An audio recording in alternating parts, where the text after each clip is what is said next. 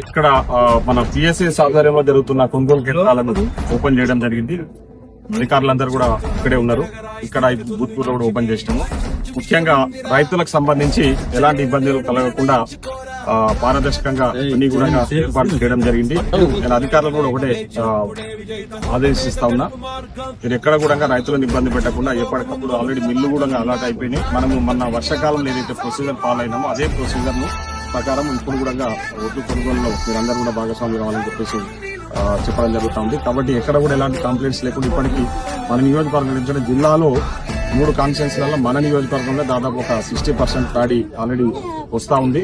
కాబట్టి నేను రైతులకు కూడా ఒకటే విజ్ఞప్తి చేస్తున్నాను, మీరు దళారులు నమ్ముకొని బయట అమ్ముకొని మరి ఇబ్బందులు పడద్దు. ప్రభుత్వం దగ్గర తీసుకురండి. మేము అన్ని కొనుగోలు సెంటర్స్ కూడా అన్ని కూడా ఓపెన్ చేయడం జరిగింది. ఈ రోజుతో అన్ని అయిపోయినాయి, అన్ని కూడా ఓపెన్ అయిపోయినాయి. ఆల్రెడీ ఆల్మోస్ట్ మండల ప్రెసిడెంట్ శ్రీనివాస్ రెడ్డి గారు కూడా ఆల్మోస్ట్ చాలా విలేజ్లలో ఓపెన్ చేయడం జరిగింది. సో ఇక్కడ కూడా ఈరోజు పిఎస్సిఎస్ కూడా ఓపెన్ చేయడం జరిగింది. కాబట్టి మీరు ప్రభుత్వం దగ్గరనే తీసుకురావాలని చెప్పేసి ప్రభుత్వానికి అమ్మితే మీకు మద్దతు ధర ఉంటుంది.